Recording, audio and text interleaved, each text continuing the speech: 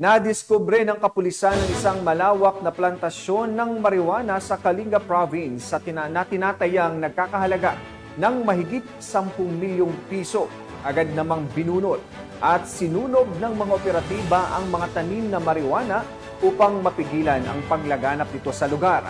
Ito ay bahagi ng mas malawak na kampanya ng pambansang pulisya na naglalayong mapanatili ang kaayusan at kaligtasan ng bawat mamamayan. Narito ang report ni Pacho Woman Jomalyn Kakandin. Tinatayang nasa mahigit 10 milyong halaga ng fully grown marijuana plants ang nadiskubre ng kapulisan ng Kalinga sa Nambaran, Tabuk City, Kalinga nito lamang 8 ng Agosto taong kasalukuyan. Ayon kay Police Colonel Gilbert Fatiig, Provincial Director ng Kalinga Police Provincial Office, matagumpay ang operasyon dahil sa pagtutulungan ng mga operatiba sa pangunguna ng Special Operations Unit ng Philippine Drug Enforcement Group CAR, RMFB 15, Tabuk City Police Station, Kalinga PPO at RIU-2.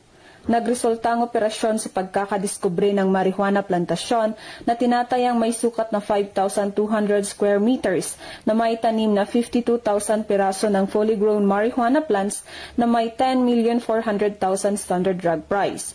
Bagamat walang nahuling cultivator, binunot at sinunog ng mga operatibang nasabing marijuana plants na pinapatunayan ng isang alternative recording device na ginamit sa operasyon. Ang matagumpay na marijuana eradication ng Kalinga PNP ay patunay na kaisa ang kapulisan ng Cordillera sa patuloy sa pagpapaigting ng kanilang kampanya kontra iligal na droga, alinsunod sa mga prioridad ng administrasyon para maging isang drug-free ang ating bansa tungo sa isang bangong Pilipinas.